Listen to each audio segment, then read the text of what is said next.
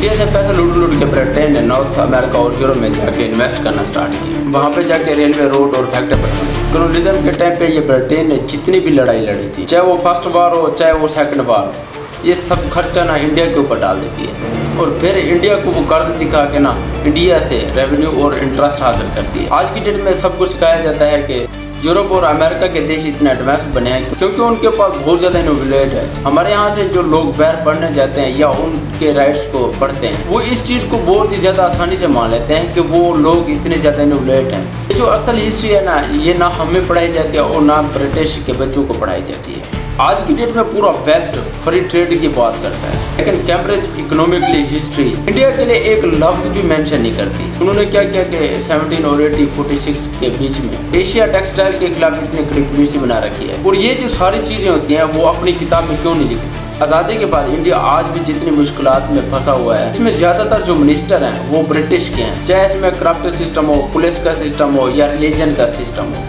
एक मशहूर कहावत है कि चोरी का पैसा जो होता है वो मोरी से निकलता है। ब्रिटिश इतना पैसा लूट के ले गए कि आज की डेट में उनकी इकोनॉमी के लिए टीचर हो चुकी है। वहीं इंडिया इतने पैसे लुटवाने के बाद आज फिर उसी ट्रैक पे आ गई।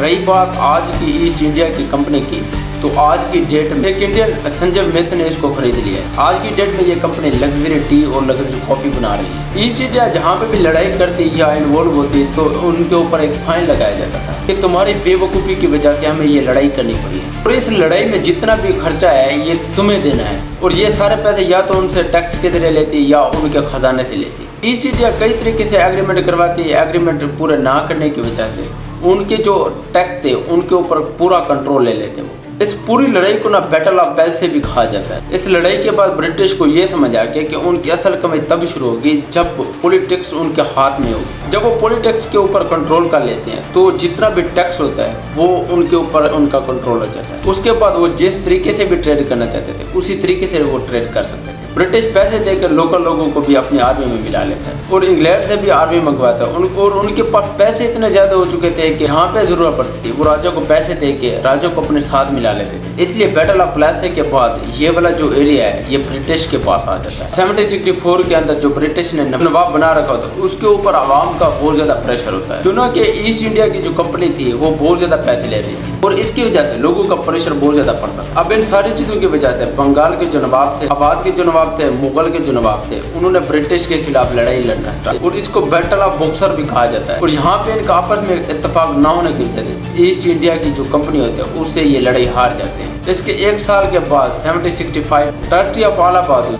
जिसमें रॉबर्ट ने बंगाल को खुद को गवर्नर और चीफ अर्जेंट किया। इसके बाद जितने भी दीवानी राइट्स थे ईस्ट इंडिया ने खुद अपने पास रख ली। इसका मतलब ये है कि जितना भी रेवेन्यू आएगा उस पे हक सिर्फ ईस्ट इंडिया का होगा।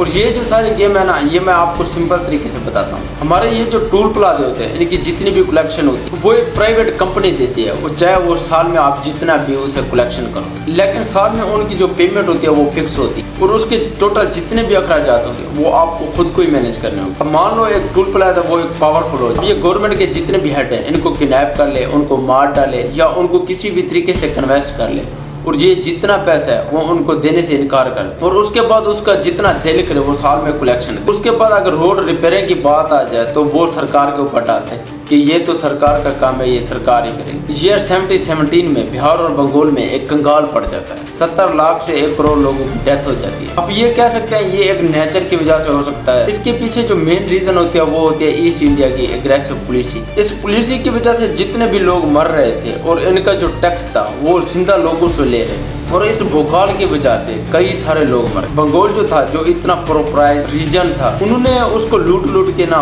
उनके अंदर एक भूखाल पैदा कर दिया। ये वहां से पैसे लेके ब्रिटेन में पहुंचाते और खुद डे बाय डे स्ट्रॉन्ग हो जाते। बैटल ऑफ बॉक्सर के बाद ये जो सारा एरिया होता है वो ब्रिटिश के पास आ जाता है। नॉर्थ इंडिया में पूरे तरीके से ईस्ट इंडिया का कंट्रोल होता है, लेकिन इनकी जो ग्रेड होती है वो नहीं खत्म हो रही। बाकी जो साउथ का एरिया होता है उस पर कंट्रोल कैसे किया जाए, ये जो ट्रेड है इस पे अपना कंट्रोल कैसे किया जाए, ये सारा दिमाग उस पे लगा देते हैं। मैसूर इसका जो ये सी साइड एरिया है इसको मलबार गोस्ट भी कहते हैं और ये जो जितनी भी ट्रेड होती है ना ये सारी इसी एरिया से हो रही है। मैसूर के जो राजा थे वो इस ट्रेड पे कंट्रोल करते थे। और ये जो एरिया था, यहाँ पे जो ये बोट है जो मैंने आपको मालबर गोस्ट बताई, इस पे भी ब्रिटिश की नजर होती। मैसूर के जो राजा थे हैदर अली और उसके बेटे टीपू सुल्तान, ये ईस्ट इंडिया की कोई भी एक्टिविटी अपने मैसूर के अंदर नहीं चलने देते और इसकी वजह से ईस्ट इंडिया की जो कंपनी थी वो ट्रेड नहीं कर पाती। और इसकी पहली जो वजह है वो ये है कि जो मैसूर का राजा होता है वो उसे ईस्ट इंडिया की सारी हरकतों के बारे में पता होता है। और इसकी दूसरी जो वजह है, मैसूर के जो राजा होते हैं